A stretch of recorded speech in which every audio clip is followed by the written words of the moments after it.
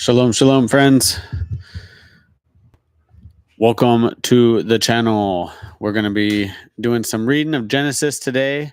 I did my first poll in the chat. If you guys see that, let me know what you think. Should we do Bible trivia once a week, or ain't nobody got time for that? Let me know. We did Bible trivia last week or a couple days ago. I don't know where it went. It was right here. It's not anymore. But I thought it was funny, or it was fun. It was funny. It was entertaining. What's up, sober party? Thanks for being here.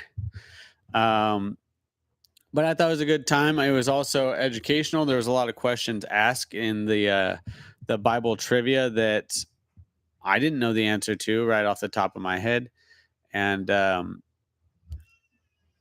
of the questions are open Bible. I want to play it with open Bible because it's encouraging all of us to be in our Bible, studying things out and learning things that oftentimes we didn't even know were in there. Absolutely, sober party. Thanks for being here. We love doing this and getting into the Word. There's not much better things that we could be doing with our time than getting into Yah's Word. Jen and Steve, shalom. Michelle Barber, shalom. We got the Barbers in the house. Bless you guys. Thanks for being here. If you guys know anybody else that would benefit from hearing these live streams or that would like to listen along, feel free to share this live with them.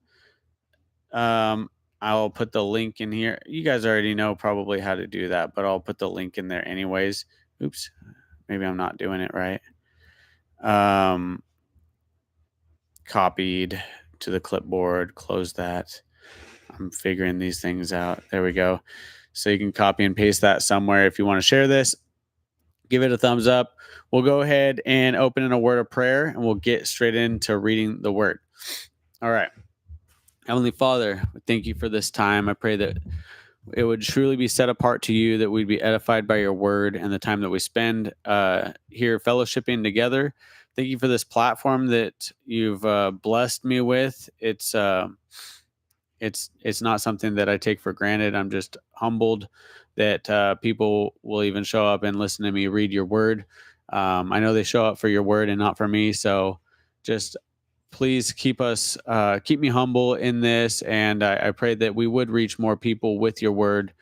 And I just pray that as we read it, that we would absorb it and understand it, and that you'd open it to us so that we can receive what you're wanting to show us today. And it's in the name of Yeshua we pray. Amen. Kermode Bear. I have the hardest time saying that. Kermode Bear, breaking chain. Shalom. Broke down 3 hours from Denver. Oh, no. I'm so sorry. All right, let's pray for that. Heavenly Father, I pray that you just send somebody to help them out right now. And I pray that the issue would be resolved quickly. They'd get out of the cold, and that everybody would be safe. Father, I thank you even for the trials. I know that it's hard. It's easy for me to say from the warmth of my home, but Father, I just pray that you use it. Maybe if somebody pulls over to help them, that they would be somehow, I don't know, you just work all things together for your good, for those that love you and are called according to your purpose. And we just thank you, and we pray that you bless the Barbers and keep them safe, keep them warm, get them off the side of the road in the name of Yeshua. Man, that's rough. Sorry to hear that. But our truck has a diesel heater. Praise Yah. That's good. Well, guys, I want to cover some ground in the word today. So let's go ahead and I'll share the screen, and we'll get right into this.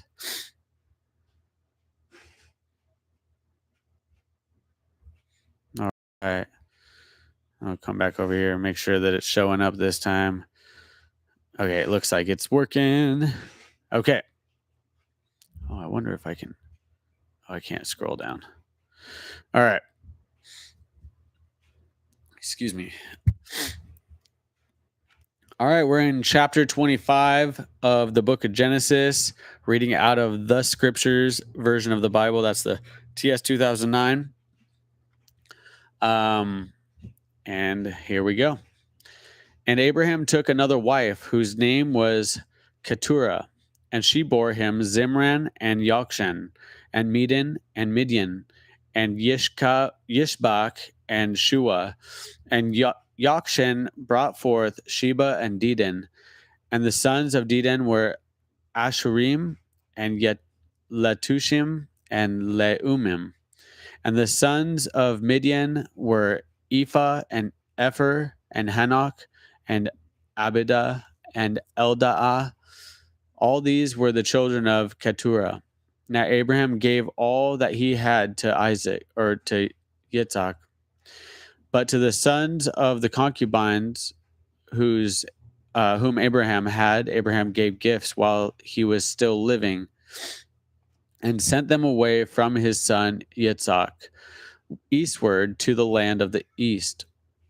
And these are all the years of Abraham's life which he lived, 175 years. And Abraham breathed his last and died in a good old age, aged and satisfied, and was gathered to people. And his sons Yitzhak and Ishmael buried him in the cave of Machpelah, which is before Mamre, in the field of Ephron, son of Sohar, the Hittite. The field which Abraham purchased from the sons of Heth, there Abraham was buried with Sarah his wife. And it came to be, after the death of Abraham, that Elohim blessed his son Yitzhak, and Yitzhak dwelt at Beer Lahairoi.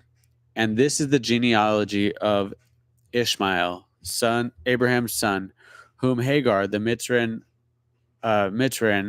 Sarah's female servant, bore to Abraham.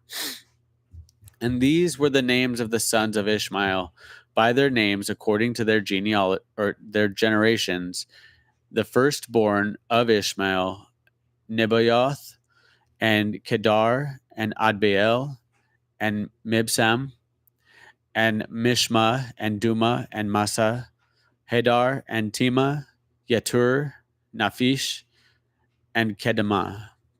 These are the sons of Ishmael. These were the sons of Ishmael, and these were their names by their towns and their settlements, 12 chiefs according to their tribes. And these were the years of the life of Ishmael, 137 years, and he breathed his last and died, and was gathered to his people. And they dwelt from Hawilah to as far as Shur, which is east of Mitzrayim, as you go towards Ashur. He settled there before all his brothers. And this is the genealogy of Yitzhak, Abraham's son. Abraham brought forth Yitzhak, and Yitzhak, Isaac, and was 40 years old. He took Rebekah, his wife, the daughter of Bethuel, the Aramean of Padan Aram, the sister of Laban, the Aramean. I keep on wanting to say Aramean. Verse 21, and Yitzhak prayed to Yahweh for his wife because she was barren, and Yahweh answered his prayer, and Ribkah, his wife, conceived. And within her the children struggled together, and she said, if all is right, why am I this way? So she went to ask Yahweh, and Yahweh said to her, 2 nations are in your womb.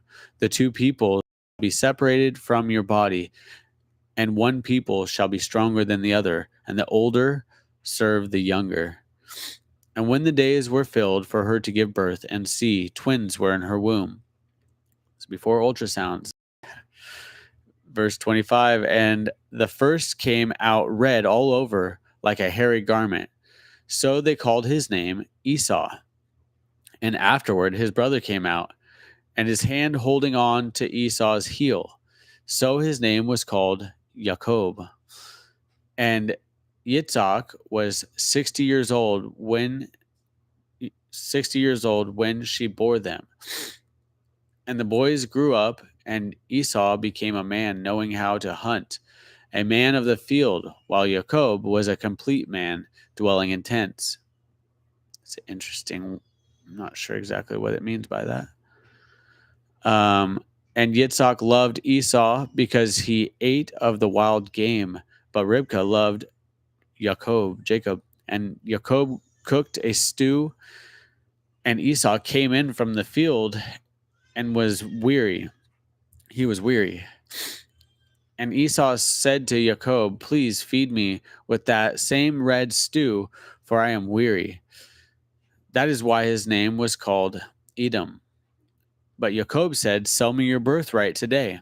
And Esau said, "Look, I'm going to die, so why should I have birthright?"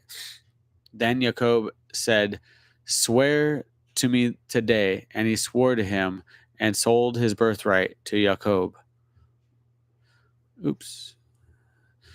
Jacob then gave Esau bread and stew of lentils, and he ate and drank and rose up and left. Thus Esau despised his birthright.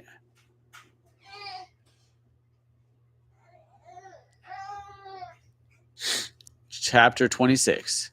And there was a scarcity of food in the land, besides the first scarcity of food, which was in the days of Abraham. And Yitzhak went to Abimelech, king of the Philistines, in Gerar. And Yahweh appeared to him and said, "Do not go down to Mitzrayim, to Egypt. Live in the land which I command you. Sojourn in this land, and I shall be with you and bless you.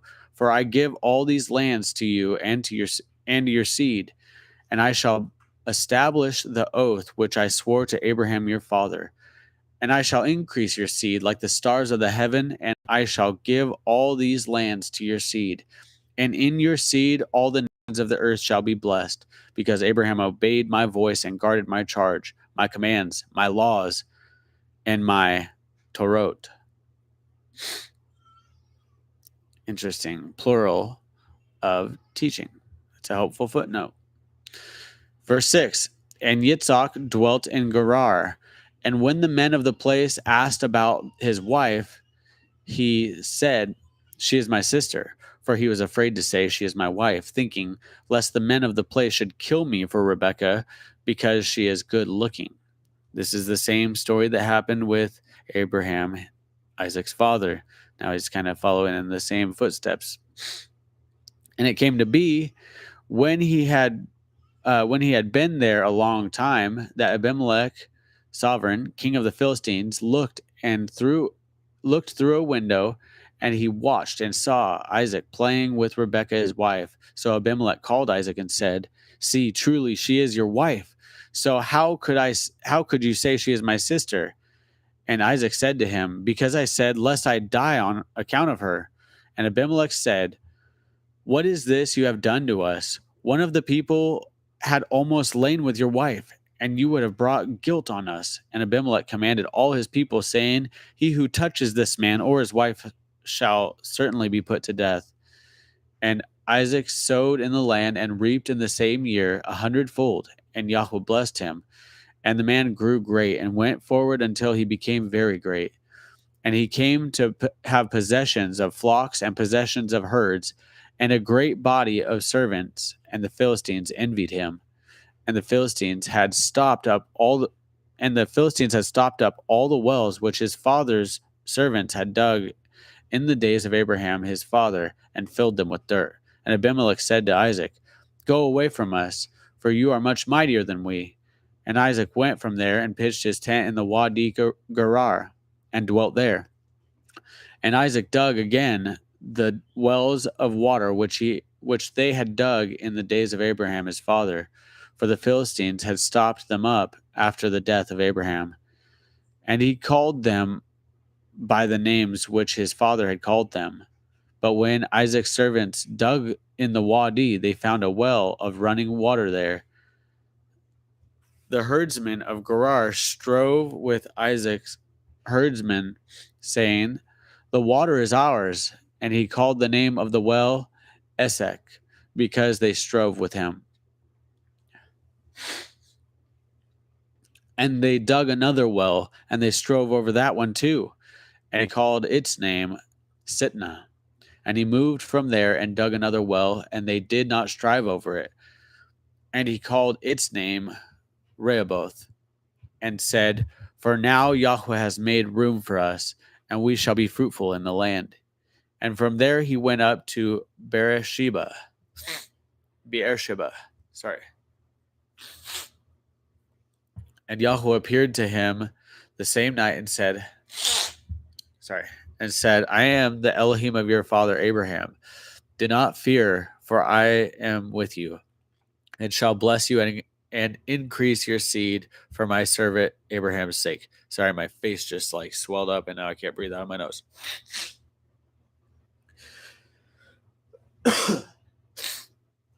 Verse 25, and he built a slaughter place there and called on the name of Yahweh, and he pitched his tent there. And the servants of Isaac dug a well there. And Abimelech came to him from Gerar with Ahuzeth, one of his friends, and Pichol, the commander of his army. And Isaac said to him, Why have you come to me, seeing you have hated me and have sent me away from you? But they said, We have clearly seen that Yahweh is with you. And we said, Please, let there be an oath between us, between you and us, and let us make a covenant with you, that you do no evil to us, as we have not touched you. Sorry. And as we have done only good toward you and have sent you away in peace. You are now blessed by Yahweh. Sorry, let me read that again. Verse 28, but they said, We have clearly seen that Yahweh is with you, and we said, Please let there be an oath between us, between you and us, and let us make a covenant with you, that you do no evil to us, as we have not touched you, and as we have done only good toward you, and have sent you away in peace. You are now blessed by Yahweh. And he made them a feast, and they ate and drank. And they rose early in the morning and swore an oath with one another, and Isaac let them go, and they departed from him in peace. And on the same day it came to be that the servants of Isaac came and informed him about the well which they had dug, and said to him, We have found water. So he called it Sheba. Therefore the name of the city is Beersheba to this day. And when Esau was 40 years old, he took as wives Judith, the daughter of Beeri, the Hittite, and Basemath, the daughter of Elon the Hittite, and they were a bitterness of spirit to Isaac and Rebekah. And it came to be, when Isaac was old and his eyes were too dim to see, that he called Esau, the elder son, and said to him, My son. And he answered him, Here I am. And he said, See now, I am old. I do not know the day of my death. Now then, please take your weapons, your quiver and your bow, and go out to the field and hunt wild game for me. And make me a tasty dish, such as I love, and bring it to me to eat, in order that my being does bless you before I die. And Ribkah heard when Isaac spoke to Esau his son. And Esau went to the field to hunt wild game and to bring it. And Rebekah spoke to Jacob her son, saying, See, I heard your father speak to Esau your brother, saying, Bring me wild game and make me a tasty dish to eat, and bless you in the presence of Yahweh before my death. And now, my son, listen to my voice, according to what I command you. Please go to the flock and bring me 2 choice young goats, and I make a tasty dish from them for your father, such as he loves.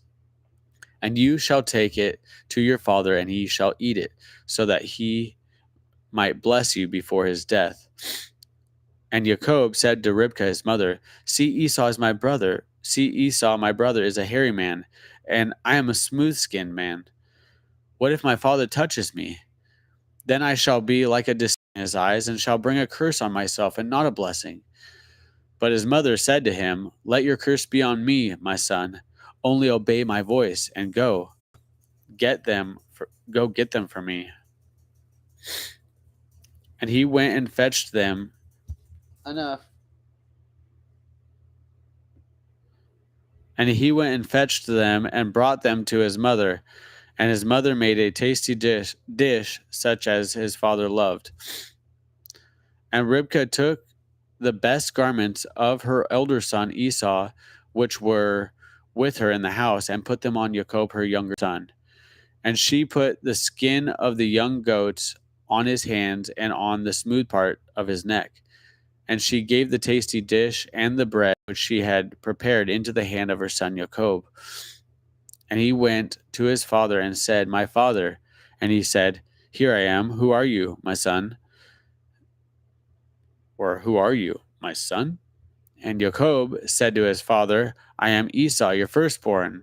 I have done as you said to me. Please rise, sit and eat of my wild game, so that your being might bless me. But Isaac said to his son, How is it that you have found it so quickly, my son? And he said, Because Yahweh your Elohim brought it to me.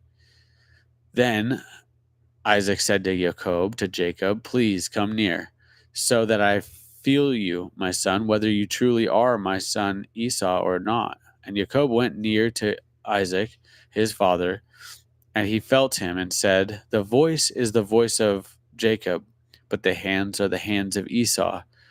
And he did not recognize him, for his hands were hairy like his brother Esau's hands. And he blessed him. And he said, Are you truly my son Esau? And he said, I am. And he said, Bring it near to me, and let me eat of my son's wild game, so that my being might bless you. So he brought it near to him, and he ate. And he brought him wine, and he drank. And his father Isaac said to him, Please come near and kiss me, my son. And he came near and kissed him. And he smelled the smell of his garment, and blessed him, and said, See, the smell of my son is like the smell of the field, which Yahweh has blessed. And Elohim gave you of the dew of the heavens, of the fatness of the earth, and plenty of grain and wine. Let people serve you, and nations bow down to you. Be master over your brothers, and let your mother's sons bow down to you. Cursed be those cursing you, and blessed be those blessing you. And it came to be, as soon as Isaac had finished blessing Jacob, and Jacob had hardly left the presence of Isaac his father, that Esau his brother came in from his hunting. And he too had made a tasty dish, and brought it to his father, and said to his father, Let my father rise and eat of his son's wild game, so that your being might bless me. And his father Isaac said to him, Who are you? And he said, I am your son, your firstborn, Esau. And Isaac trembled exceedingly and said, Who was it then who hunted wild game and brought it to me? And I ate all of it before you came, and I have blessed him. Yes, he is blessed. Then Esau heard the words of his father. When Esau heard the words of his father, he cried with an exceedingly great and bitter cry, and said to his father, Bless me too, O my father. And he said, Your brother came in with deceit and took your blessing. And Esau said, Was his name then called Jacob, aka heel snatcher or usurper? That's what that means. For he has caught me by the heel these 2 times. He took my birthright, and see, now he has taken my blessing. And he said, Have you not reserved a blessing for me? Then Isaac answered and said to Esau, See, I have made him your master, and all his brothers I have given to him as servants. And I have sustained him with grain and wine. And what then shall I do for you, my son? And Esau said to his father, Have you only one blessing, my father? Bless me too, O my father. And Esau lifted up his voice and wept. And Isaac his father answered and said to him, See, your dwelling is of the fatness of the earth, the dew of the heavens from above. And by your sword you are to live and serve your brother. And it shall be, when you grow restless, that you shall break his yoke from your neck. And Esau hated Jacob because of the blessing which his father blessed him. And Esau said in his heart, The days of mourning for my father draw near, then I'm going to kill my brother Jacob. And the words of Esau, her older son, were reported to Rebekah, and she went and called Jacob her younger son, and said to him, See, your brother Esau comforts himself concerning you to kill you. And now, my son, listen to my voice and rise. Flee to my brother Laban in Haran, and stay with him a few days, until your brother's wrath turns away, until your brother's displeasure turns away from you, and he forgets what you have done to him. What you have done to him, Rebekah says. Ooh. And I shall send and bring you from there. Why should I be bereaved of you both in one day? And Rebekah said to Isaac, I am disgusted with my life because of the daughters of Heth. If Jacob takes a wife from the daughters of Heth, like these who are the daughters of the land, what is my life to me? Interesting enough that that Rebekah is like, you better run for what you've done, and that was like completely her idea. But he was obedient to his mom, and I do believe that the father told her that that's how it was going to be, that Jacob was going to be the one that rules over Esau. Verse 1. So if that's correct, I think it is, then she's just obeying what Yah told her. So while it seems pretty deceitful, and it is, you got to follow Yah when he tells you what to do.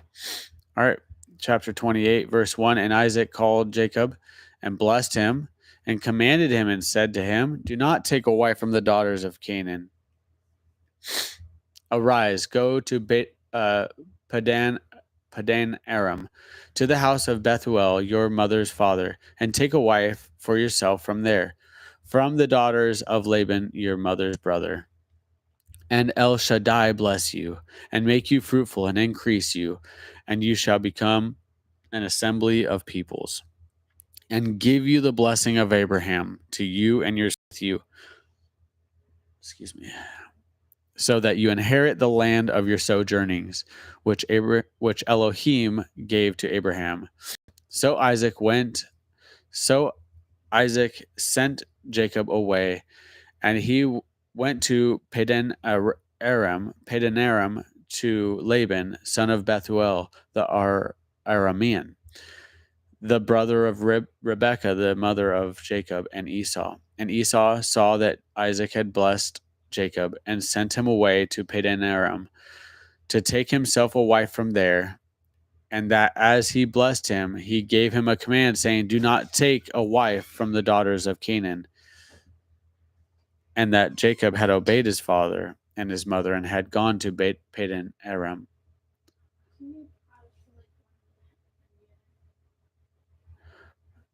Hold on just a second, you guys.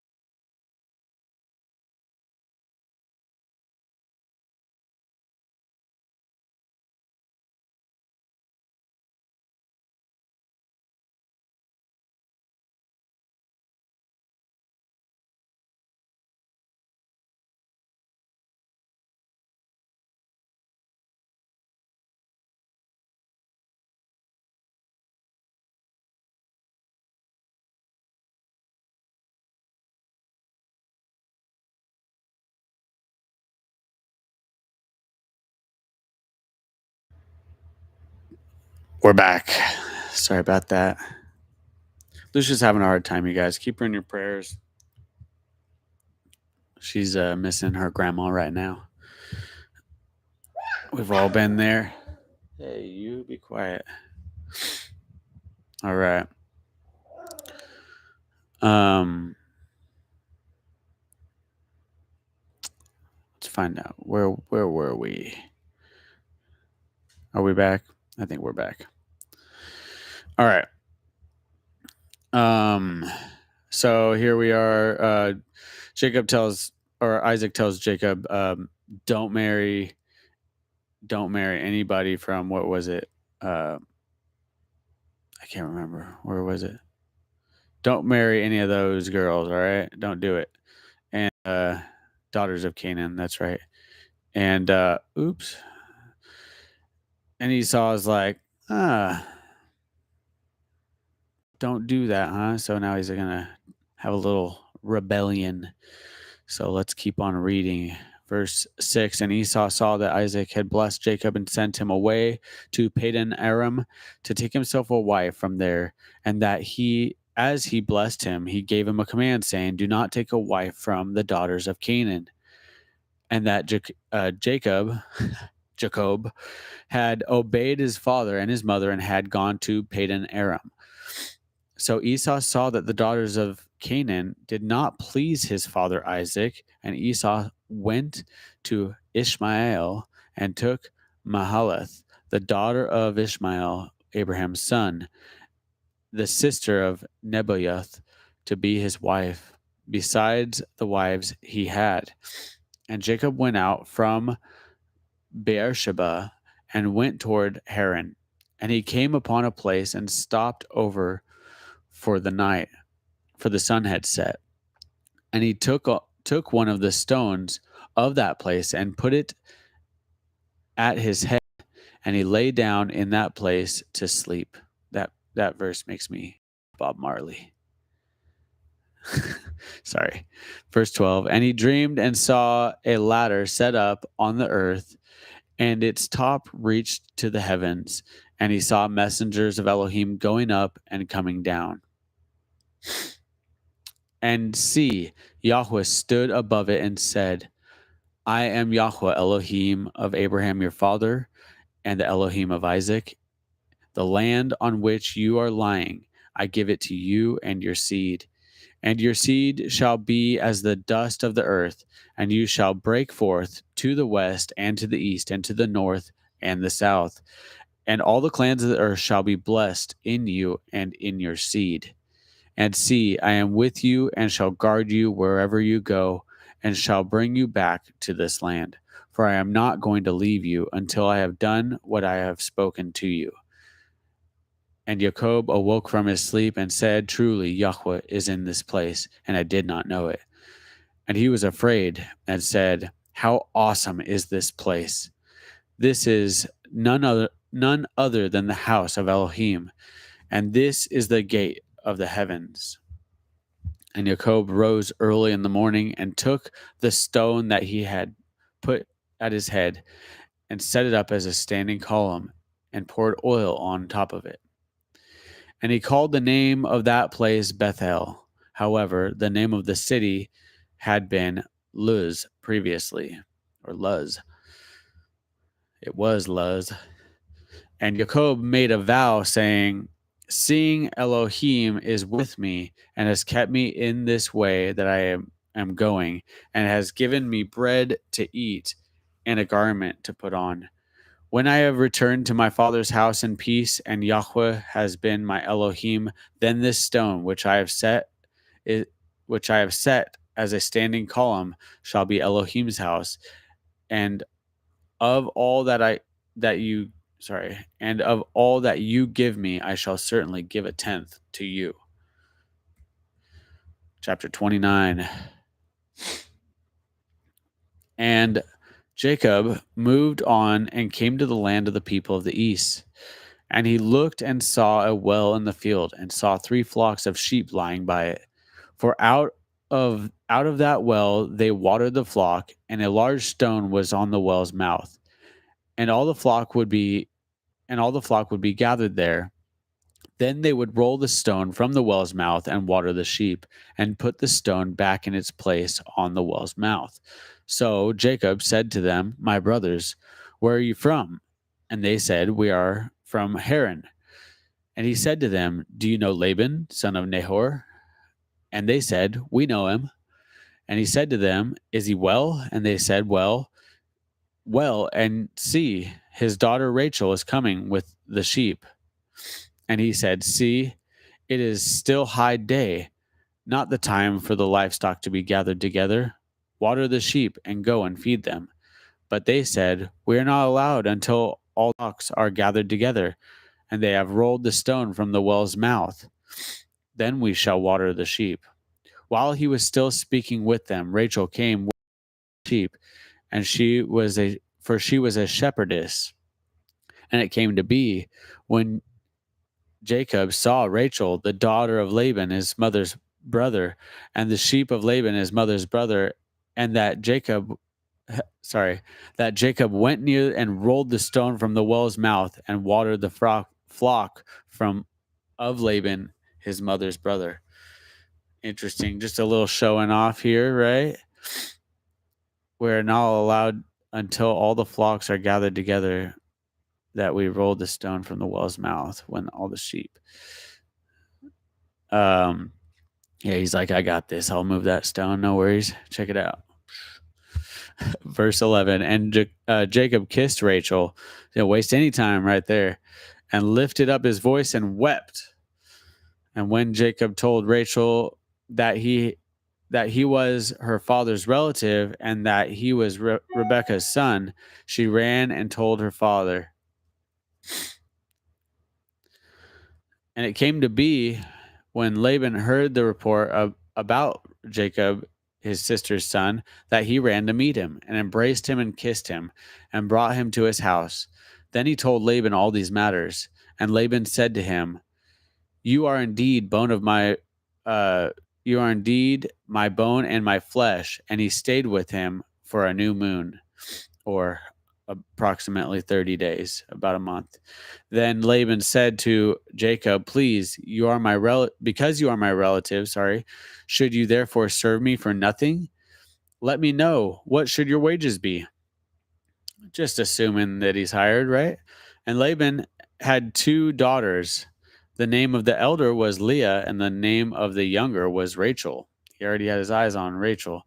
And Leah's eyes were weak, but Rachel was beautiful of form and beautiful of appearance. So I've heard that this means she was not very beautiful. I don't know if that's true, or if she had bad eyesight and that was not a good thing. I don't know. Let me know in the comments what you guys think that means. I think it means that she wasn't as beautiful, because that's the direct comparison. But let's move on. Verse 18. And Jacob loved Rachel, so he said, "Let me serve you 7 years for Rachel, your younger daughter."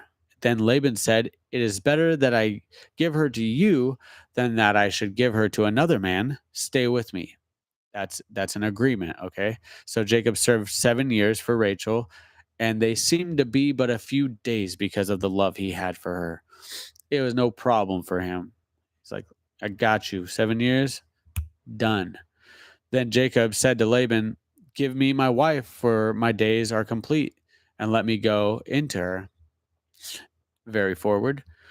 And Laban gathered all the men of that place and made a feast. And it came to be in the evening that he took Leah, his daughter, and brought her to Jacob, and he went into her. Now, that's not the one he served 7 years for. And Laban gave his female servant Zilpah to his daughter Leah as a female servant. And in the morning it came to be that, see, it was Leah. So he said to Laban, "What is this that you have done to me? Was it not for Rachel that I served you? Why then have you deceived me?" And Laban said, "It is not done this way in our place to give the younger before the firstborn. Complete the week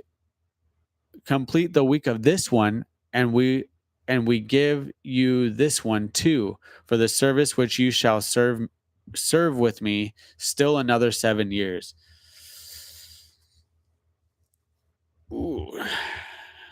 Jacob's got some grace, man. You'd think that there'd be some problems with that, right? But Jacob did so and completed her week. Then he gave him his daughter Rachel too as wife. He did it. Wasn't trying to have problems with his father-in-law now. And Laban gave his female servant Bilhah to his daughter Rachel as a female servant. And he also went in to Rachel, and he also loved Rachel more than Leah. And he served with Laban still another 7 years. And Yahweh saw that Leah was unloved, and he opened her womb, but Rachel was barren. And Leah conceived and bore a son, and she called his name Reuben. For she said, "For Yahweh has looked on my affliction, because now my husband is going to love me." Reuben. Take note, folks. We're getting into the tribes now. We got Reuben, the firstborn of the 12 tribes of Israel, of Jacob. Verse 33, and she conceived again and bore a son and said, because Yahweh has heard that I am unloved, he gave me this son too. And she called his name Shimon. And she conceived again and bore a son and said, now this time my husband is joined to me, because I have borne him 3 sons. So his name was called Levi. And when she conceived again and bore a son and said, now I praise Yahweh. So she called his name Yehudah, Judah, and she ceased bearing. Worth noting here that the 3 first sons, Levi, Shimon, and Reuben, I can't see where it is, but it's Reuben. Reuben, Shimon, and Levi, she named them all basically because I have borne these 3 sons. My husband is going to be joined to me, because I am unloved. He gave me this son too. This was all kind of about her love for Jacob, okay? But this 4th son, she conceived and bare a son and said, now I praise Yahweh. Interesting, right? Now she's put her first love where he belongs first. It's an interesting thing that, I don't know, maybe I'm overthinking that. So she called his name Yehudah. And we all know the Lion of the tribe of Judah, Leo de Tribu Luda. Chapter 1, moving on. And when Rachel saw that she bore Jacob no children, Rachel envied her sister and said to Jacob, give me children, or else I am going to die. And Jacob's displeasure burned against Rachel, and he said, am I in the place of Elohim, who has withheld from you the fruit of the womb? And she said, see, my female servant Bilhah, go into her, and let her bear for me, and let me build up from her as well. So she gave Bilhah, her female servant, as wife, and Jacob went into her. Somebody should have told people, like, that's just not how it works. That's Bilhah's daughter, or Bilhah's son now. And Bilhah conceived and bore Jacob a son. And Rachel said, Elohim has truly ruled my case, and has also heard my voice, and given me a son. So she called his name Dan. And Rachel's female servant Bilhah conceived again and bore Jacob a 2nd son. And Rachel said, with great wrestlings I have wrestled with my sister and have overcome. Gotcha now. So she called his name Naphtali. And Leah saw that she had ceased, and she took Zilpah, her female servant, and gave her to Jacob as wife. Now Leah's getting back in the game here. Zilpah's in. And Leah's female servant Zilpah took bore Jacob a son, and Leah said, fortune comes. So she called his name Gad.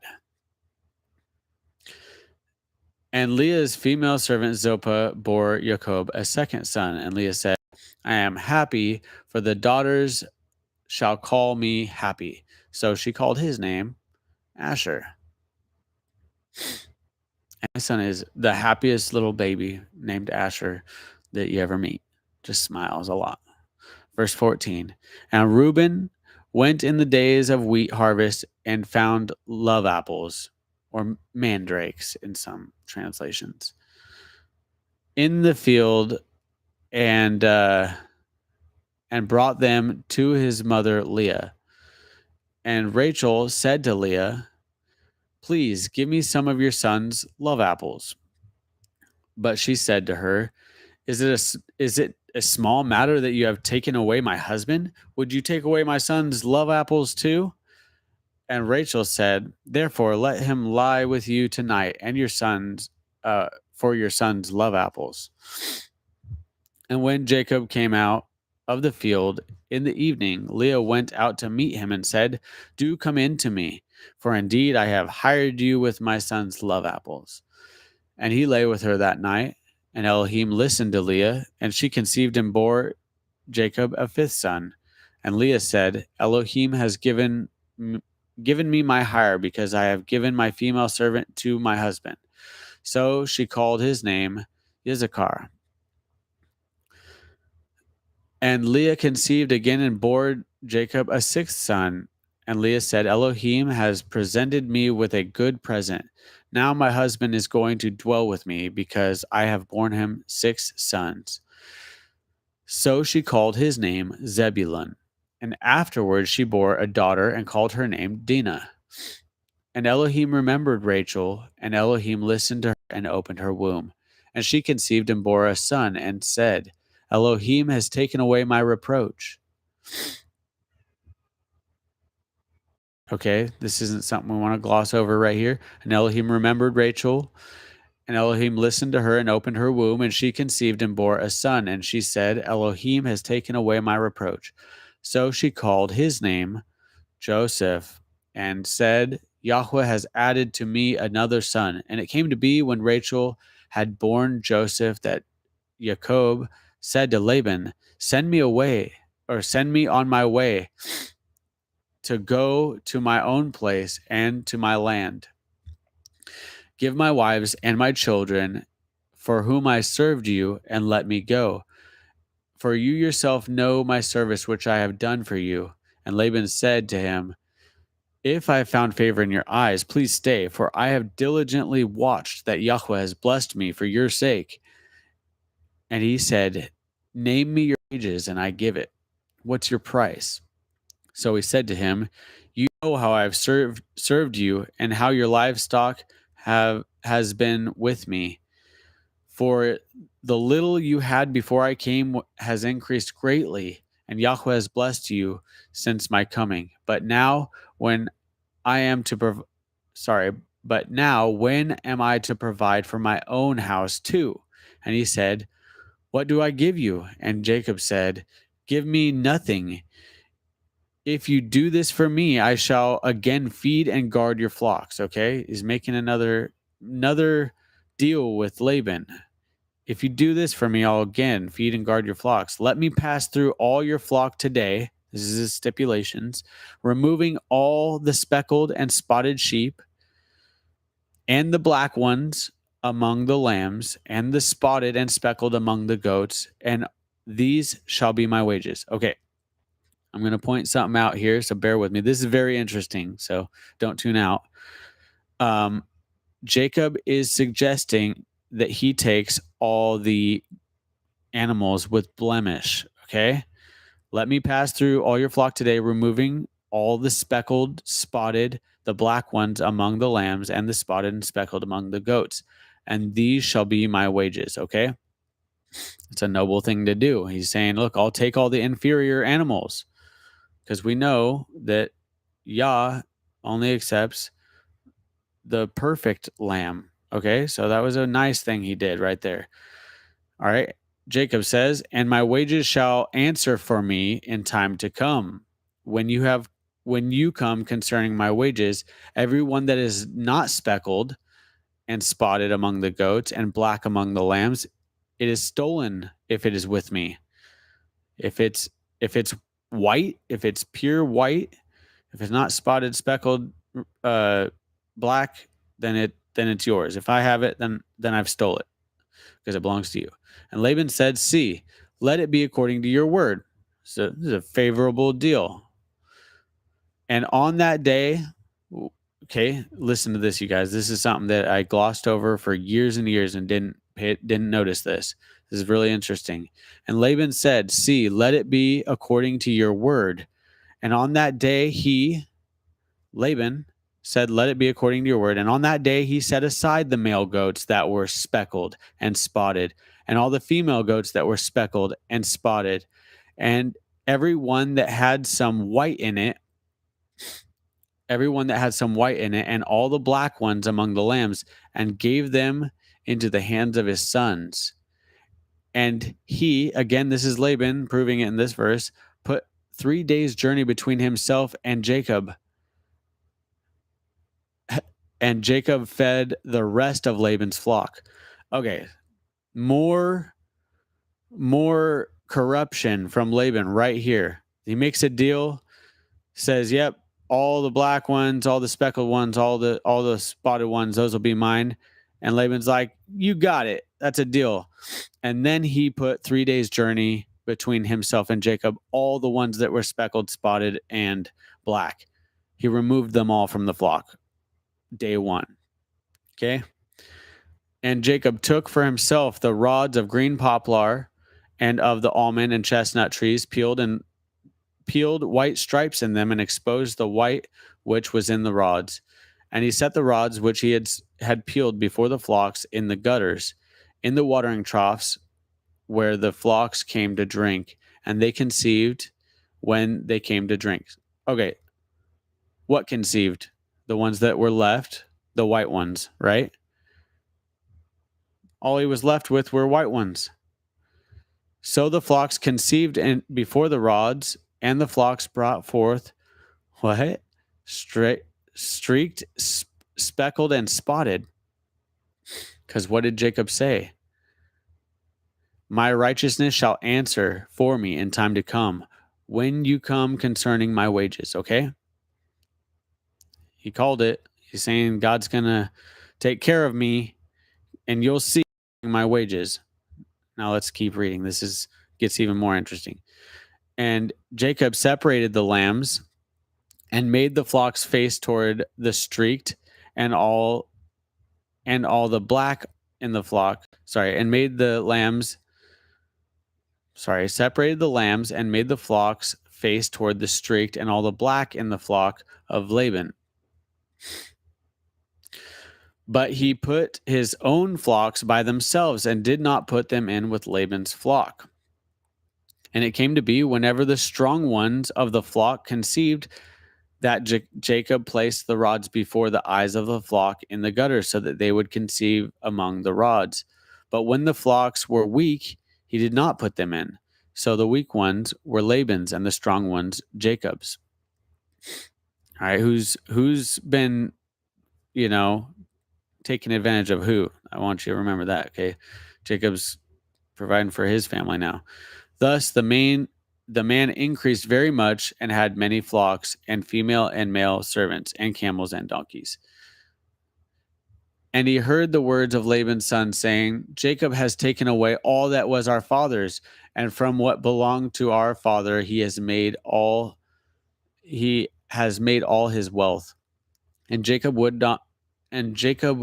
would look at the face of Laban, and see that it was not toward him as before. And Yahweh said to Laban, Return to the land of your fathers and to your relatives, and I am with you. And Jacob sent and called Rachel and Leah to the field to his flock, and said to them, I see your father's face, that it is not toward me as before, but the Elohim of my father has been with me. Okay?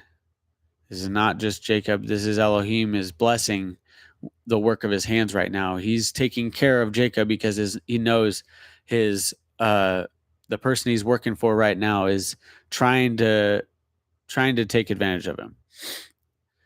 And you know that I have served your father with all my strength, yet your father has deceived me and changed my wages 10 times. But Elohim did not allow him to do evil to me. When he said this, the speckled are your wages, then all the flocks bore speckled. And when he said this, the streaked are your wages, then all the flocks bore streaked. So Elohim has taken away the flocks of your father and given them to me. Okay. It it it's clear from what we're reading that it wasn't Jacob trying to like he put all the animals that Laban left him with and just started breeding them. Okay. He made the deal. Anyways, we'll just keep reading. You guys get it. So Elohim has taken away the livestock of your father and given them to me. And it came to be at the time when the flocks conceived that I lifted my eyes and looked in a dream and saw the rams which leaped upon the flocks were streaked, speckled, and mottled. And the messenger of Elohim spoke to me in a dream, saying, Jacob. And I said, Here I am. And he said, Lift your eyes now and see. All the rams which leaped on the flock are streaked, speckled, and mottled. For I have seen all that Laban is doing to you. I am the El of Bethel, where you anointed the standing column and where you made a vow to me. Now rise up, get out of this land, and return to the land of your relatives. Okay? Even him taking off like he did was a commandment from Yah. Okay, he was told to do this. And Rachel and Leah answer, I'm just defending Jacob because so many people, like, I feel, have read these passages and kind of read it one sided, like he took advantage of Laban when it's clearly the opposite. And Rachel and Leah answered and said to him, Do we still have any portion or inheritance in our father's house? Are we not reckoned by him as strangers? For as he sold us and also entirely consumed our silver. For all the wealth which Elohim has taken from our father is ours and our children's. Now then, do whatever Elohim has told you. So Elohim rose and put his sons and his wives on camels, and he drove off all his livestock and all his possessions, which he had acquired, his property of the livestock which he had acquired in Padan Aram, to go to his father Isaac in the land of Canaan. Now, he's had all of his sons born essentially in Laban's house, or on his property at least, right? All of his sons. How many years do you think he spent there in total? 14 years before he even got Rachel. And then how many ever years? I think it was 21 years. I don't know. There's a lot of years. He's been there for a long time. He's ready to move on, okay? So verse 19, and when Laban had gone to shear his sheep, Rachel stole the house idol that were her father's. The house idols that were her father's. Kind of shows that that Laban he's not a man of God, right? He's got idols in his house. And for some reason, Rachel stole them. Probably not good that she had interest in that idol, in the house idols. And Jacob deceived Laban, the Aramean, because he did not inform him that he was about to flee. But again, he was following Yah's orders, and he fled with all that he had, and he rose up and passed over the river and headed toward the mountains of Gilead. On the third day, Laban was told that Jacob had fled. Then he took his brothers with him and pursued him for 7 days' journey, and he overtook him in the mountains of Gilead. But in a dream by night, Elohim came to Laban the Aramean and said to him, Guard yourself that you do not speak to Jacob either good or evil. But Laban overtook Jacob. Now Jacob had pitched his tent in the mountains, and Laban with his brothers pitched in the mountains of Gilead. And Laban said to Jacob, What have you done that you have deceived me and driven my daughters off like captives taken with the sword? Why did you flee secretly and deceive me and not inform me? And I would have sent you away with joy and songs and tambourines and lyre. Right. And you did not, my daughters. Now you have been foolish in doing this. It is in the power of my hand to do evil to you, but the Elohim of your father spoke to me last night, saying, guard yourself that you do not speak to Jacob either good or evil. And now you have gone, you have gone because you greatly long for your father's house. But why did you steal my mighty ones, his house idols?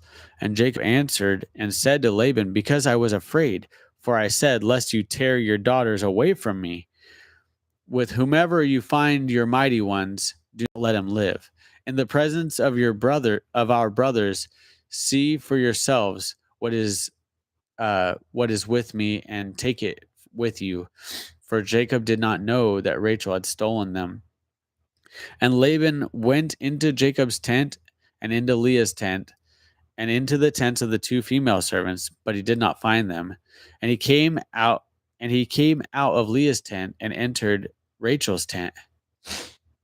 Now Rachel had taken the house idols and put them in the camel's saddle and sat on them. And Laban searched all about the tent, but did not find them. And she said to her father, let it not displease my master that I am unable to rise before you, for the way of women is with me. And he searched, but did not find the house idols. And Jacob was wroth and contended with Laban. And Jacob answered and said to Laban, what is my transgression? What is my sin that you have hotly pursued me? Now that you have searched all my goods, what have you found of all your household goods? Set it here before my brothers and your brothers, and let them decide between the two of us. These 20 years, oh, there we go. That's the time frame. These 20 years I have been with you. Your ewes and your female goats have not miscarried their young, and I have not eaten the rams of your sheep. That which was torn by beasts I did not bring to you. I myself bore the loss of it. You required it from my hand, whether stolen by day or stolen by night. Thus I was. By day the heat consumed me, and the frost by night, and my sleep fled from my eyes. These 20 years I have been in your house. I served you 14 years for your 2 daughters, and 6 years for your flock. And you have changed my wages 10 times. Unless the Elohim of my father, the Elohim of Abraham, and the fear of Isaac had been with me, you would have now sent me away empty-handed. Elohim has seen my affliction and the labor of my hands, and rendered judgment last night. And Laban answered and said to Jacob, these daughters are my daughters, and these children are my children, and this flock is my flock, and all that you see is mine. But what shall I do today to these, my daughters, or to their children whom they have borne? And now come, let us make a covenant, you and I, and it shall be a witness between you and me. So Jacob took a stone and set it up as a standing column. And Jacob said to his brothers, gather stones. And they took stones and made a heap. And they ate there on the heap. And Laban called it Yegar Sahadutha. But Jacob called it Gilead or Galid. And Laban said, this heap is a witness before you and me today. That is why its name is called Galid. So Mitzpah, because he said, let Yahweh watch between you and me when we are out of each other's sight. If you afflict my daughters, or if you take other wives beside my daughters, although no man is with us, see Elohim as witness between you and me. And Laban said to Jacob, see this heap and see this standing column, which I have placed between you and me. This heap is a witness, and this standing column is a witness, that I do not pass beyond this heap to you, and you do not pass beyond this heap and this standing column to me for evil. And the Elohim of Abraham, the Elohim of Nahor, and the Elohim of their father rightly rule between us. And Jacob swore by the fear of his father Isaac. And Jacob slaughtered a slaughtering on the mountain, and called his brothers to eat bread. And they ate bread and spent the night on the mountain. And Laban rose up early in the morning and kissed his sons and daughters and blessed them. And Laban left and returned to his place. Chapter 32. And yeah, that's going to be where we pause our reading for today. Shalom, Chris Chapman. Thanks for popping in. I'm going to stop sharing that. So yeah, man, I know we covered quite a bit in there. And I don't know, is anybody seeing that from a little bit of different light? I'm sure I'm not the only person that's ever seen that, but I kind of didn't give Jacob enough credit, I don't think, up until reading it carefully. When I came to Torah, really, I started reading all of Scripture a little bit more carefully, as you can imagine. But hold on a second. I'm going to plug my computer in real quick.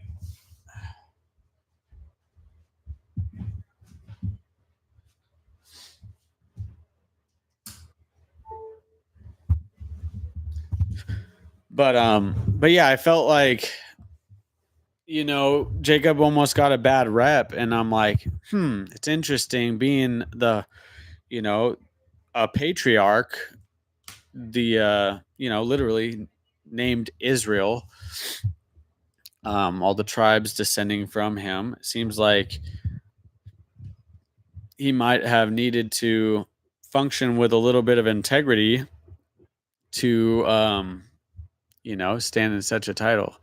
But it turns out that the things that I heard mentioned about him were not necessarily true. I mean, even down to him deceiving his father, that's a tough one, really. But he was being obedient to his mother. And to the best of my knowledge, she was following orders from the Most High, saying that, that blessing was supposed to go to Jacob.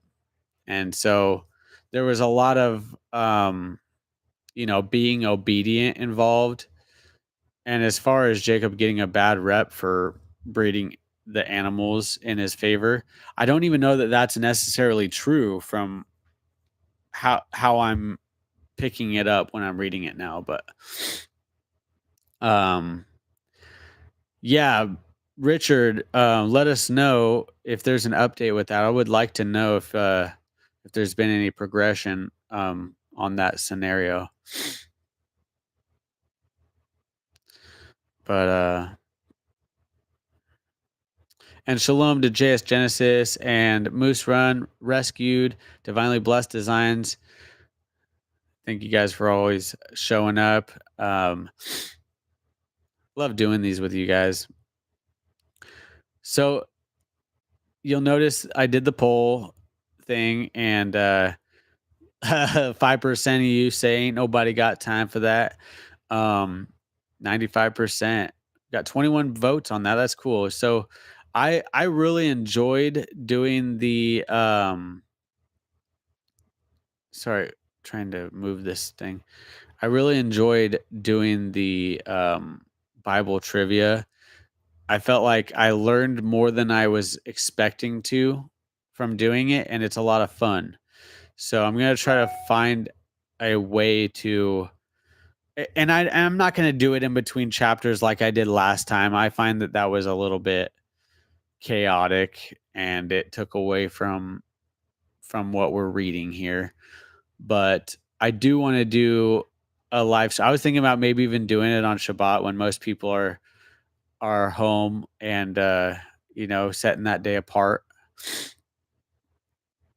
I don't know how to make this poll disappear. There we go.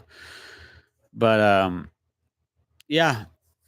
Anyways, it's a lot of fun. If you didn't make it to the last one, I never got a message from Susan. We called the winner Susan last time. I'm still keeping my eyes peeled for an email for her, but I don't know how to reach Susan. So, Susan, if you're in here, or if you watch this, please send me an email. I would like to send you the set of Zeet seats. Um, and you get to pick whichever one you like better. These ones are made of linen, and these ones are just like very decorative.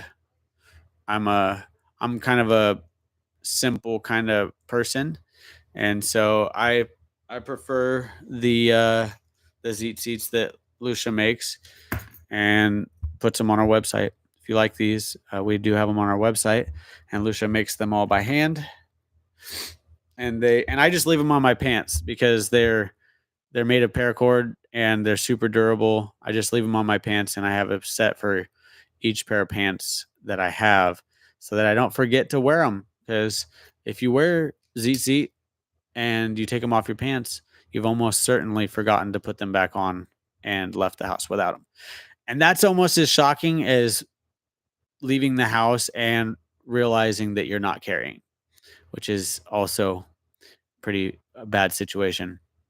But oh yeah, I wanted to share this with you guys. Okay, so I had an idea for a t-shirt while I was setting up to do this live stream, and well, it's actually more like the back of a t-shirt because I don't have any design for it, but it's just a saying, and it's what it's in the description. It says, don't meet the author without having read his book."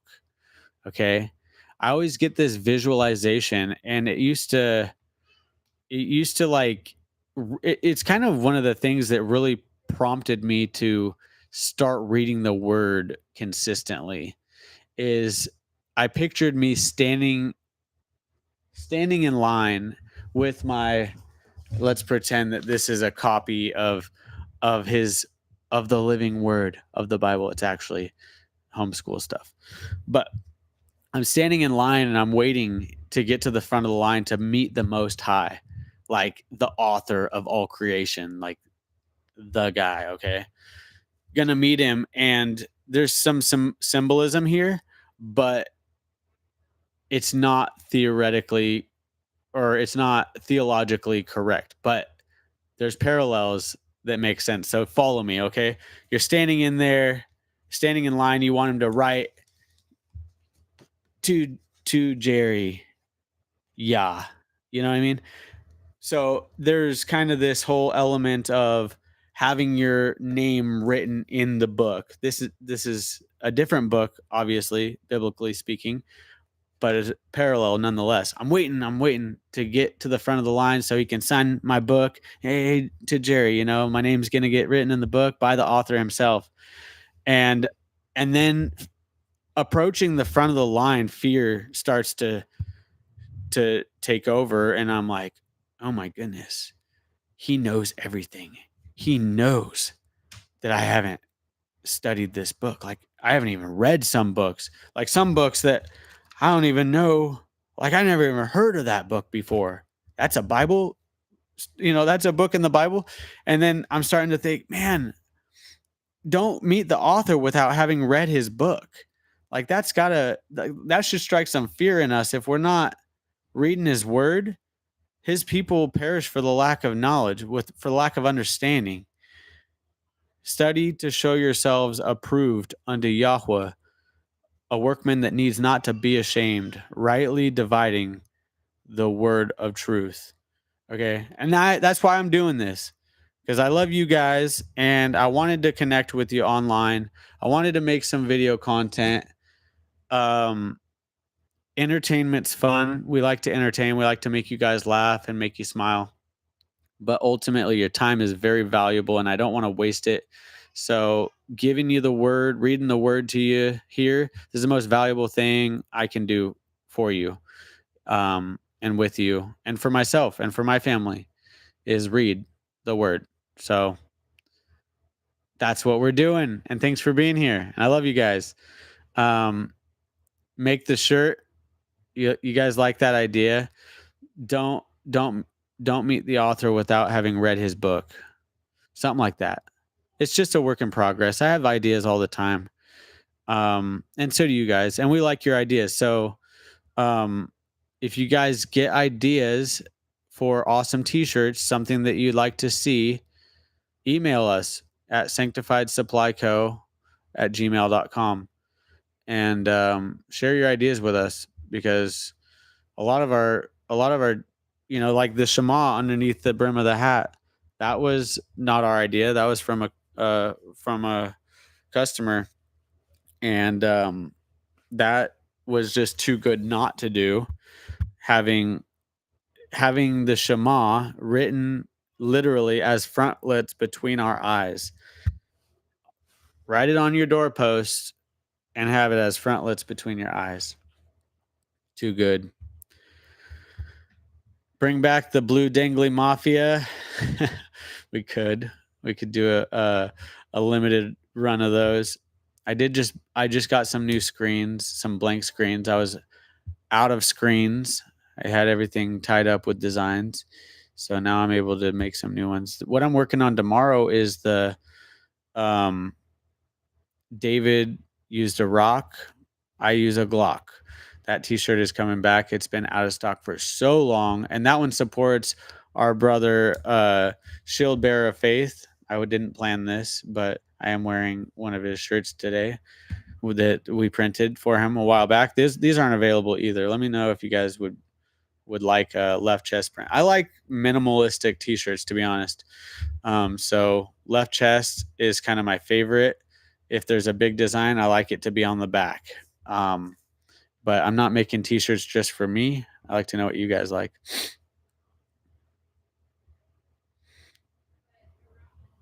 When you shared our website, well, thanks for sharing our website, first of all. When you shared your website with your aunt, she specifically mentioned Moses' mother did not comply and the Shema hat. Praise Yah. That's awesome. Yeah, less is and I want to bring back pocket tees. I love having a pocket. I find myself always, when I'm wearing one of my flannels, I'll put my phone in the front pocket there. It's really convenient. I like that. Yeah, David was not messing around, man. Oh my, I did not see the rest of that message. David wasn't messing. I use a Smith and Wesson. I don't. I use a SIG. Show you guys what I. This is the first time I've ever shown my carry on here, but that's what I got. My tier 1 conceal holster. This is my my little P365X, and I love this thing. It's so comfortable. I just wear it all day, as you can tell. What else? We just gotta, for the people who stayed till the end, I'll do a little pocket dump for you guys. Yeah, tier 1 is legit. I love it. I have an outside the waistband holster as well. I actually just picked this thing up, this little pocket organizer, and I just turned this into my new wallet. It's thin enough. I can put this down a little bit. I got a little Leatherman in there. I got a little flashlight in there. Thing works pretty good. Takes one AAA battery. Of course, I got a lighter. Should wrap some duct tape around that or something. But then I've got some butterfly Band-Aids, some regular Band-Aids, my ID, some debit card, credit card stuff in there. This is just kind of, not even on camera. But yeah, this is like where I keep, basically that replaced my wallet now. And of course, I got my Milwaukee Fastback on there.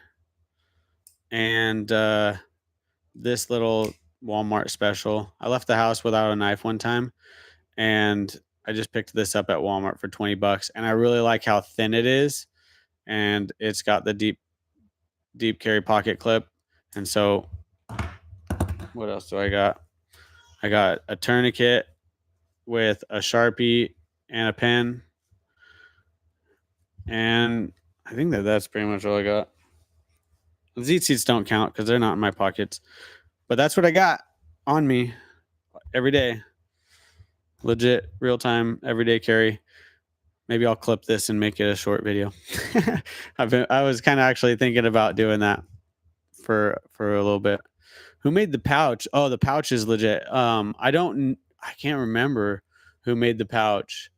Um, it was just recommended on Shop, like the little Shop app, but it's not. I don't think it's a major company, but super nice. I'm gonna get like a little Right in the Rain pad or something, or even maybe just from like Dollar General or something. Just some of those cheap little notepads. I use those a lot, but they usually get destroyed. And if they're in this, should keep it fairly safe from getting all the pages destroyed. Yeah, the knife, wrap it with electrical and duct tape. Yeah, because you can actually use that for like a wick, right? Or as a fastener, of course. Yeah, I've carried Kershaw for a long time. I love Kershaw knives. It does actually, it is kind of like a Kershaw. I like that this has a belly. And so why would I carry a box knife and a folding knife like this? Well, because you can cut avocados and spread butter and stuff. Like this is, I just open boxes with this. That's like all I do with this pretty much. Cut boxes. Rope. I mean, it's good for a lot of things. I also have another one of these that has a little screwdriver on it, and that's super handy if but it's a little thicker. And when I'm carrying all this stuff, I kind of try to, I mean, it for all this stuff, it's actually pretty minimal. It's like everything I need, nothing I don't, like Bear says with his Bear Facts. And this is like, just a pocket boo boo kit type deal. Well, that wasn't planned, but there you go. Just decided to empty my pockets. I'm gonna go put all this stuff away now. Oh, put my Zeet seat back on my loop before I lose it. Kind of okay. So we got some Kershaw guys in here. I love Kershaw, but you already probably know this, but Kershaw, just like Gerber, they have their China models as well. Like a lot of it's made in USA, but they also have some pretty cheap stuff out there as well. Even their cheap stuff, though, I will say is still pretty good. Um, but yeah, I just was I kind of I use my knives a bunch, and I tend to like break the tip off them and stuff. And every time I break the tip off $100 knife, I'm like really disappointed. But if I lose, and it seems like the $20 ones are the ones that you never damage or lose. They just stick around forever. It's always the nice Kershaw or the Gerber or the hopefully not a Benchmade. I've never sprung for a Benchmade, but honestly, I don't think I ever will. I get just as much utilitarian functionality out of a cheap knife. But maybe one day when I can't figure out what to do with all the money falling out of my pockets. That's a joke. But JL's name among the warrior women of Yashert is JL's name among the warrior women of Yashert. I'm not sure what you mean. I'm sure JL's name is she's among the warrior women.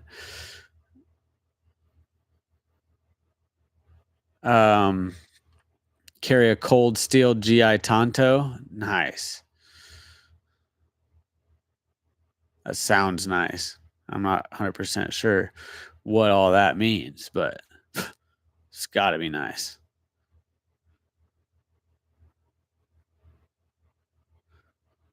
Old timer, fixed blade is a Gerber. Yeah, well, I can't really do like my EDC video now because I just did that. Oh, I didn't mention though on this. I do have the light, of course. But um, yep. Is JL the one? Oh, that's okay. Gotcha. I didn't know that was the name of the person who did that.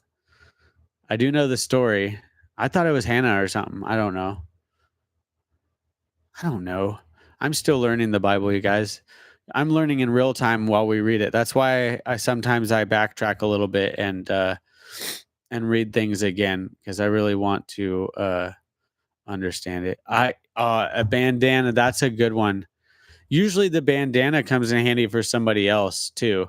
It's like that's always a good one to throw in the back pocket. Doesn't take up any room. Yeah, bandana, that's good. And in a pinch, you could stop some bleeding with a bandana if you had to. Um, yeah, bandana is a good one. If nothing else, you got somewhere to blow your nose in a pinch. We've all been there. I'm there like 24/7, so yeah, I should probably have a bandana. And I think I figured out why I've been all stuffed up. We like deep cleaned our house today, and there was like around the baseboard some mold growing, and we cleaned that up, and that can't be good. So we live in a shed, so it does condensate around the baseboards in here. We got to keep the air moving.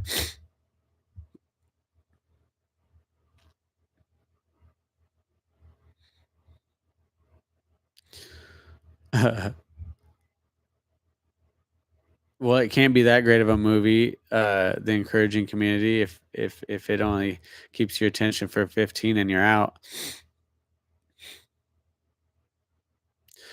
Oh, a new watch and bandana. Oh, I guess I didn't mention my watch. This is a cool watch. It was on sale at Walmart like, I don't know, a year or two ago. I usually carry a cheaper watch, but this one is kind of nice.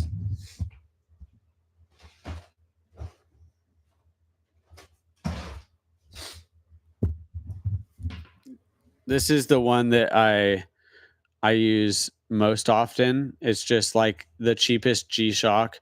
I love it because it's really like low profile. Unlike this one kind of stand up a little high. But the cool thing about this one is that it's solar powered, so I don't ever have to change the battery. And if you just saw that when I lift it up like this, or when it thinks it's on my wrist and I lift it up like this, it lights up so that in the dark I don't have to push the button. It always just lights up when I do that or whatever. I'm not good at this, you guys. Sorry. Um, but yeah, I like this watch a lot. The G Shock. These are both G Shocks, but um, I always just used to use a Timex. I never wanted a digital watch. I liked having the manual, like the minute and the hour hands on there, but I find that I often look at my watch to find out what day of the week it is. And there's only a handful of watches that I could find within a price range I'm willing to pay that would, tell you it's you know, January 10th, Wednesday. And I use this all the time for when I'm screen printing. I'll set a timer to find out how at what speed um will keep my shirt in the conveyor dryer for X amount of time.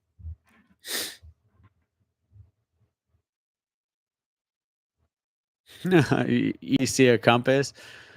Oh no, you lost your watch. That's no good. Compass, man. That's yeah. I've never had like a legit compass. I've had like the toy ones. My Proctor Solar watch has a compass and 19 other functions I have no idea how to use. Yeah. Um yeah, this one is kind of like that. It'll it has like settings for different cities like everybody that owns one of these must just travel and go through time zones on a regular basis. Um,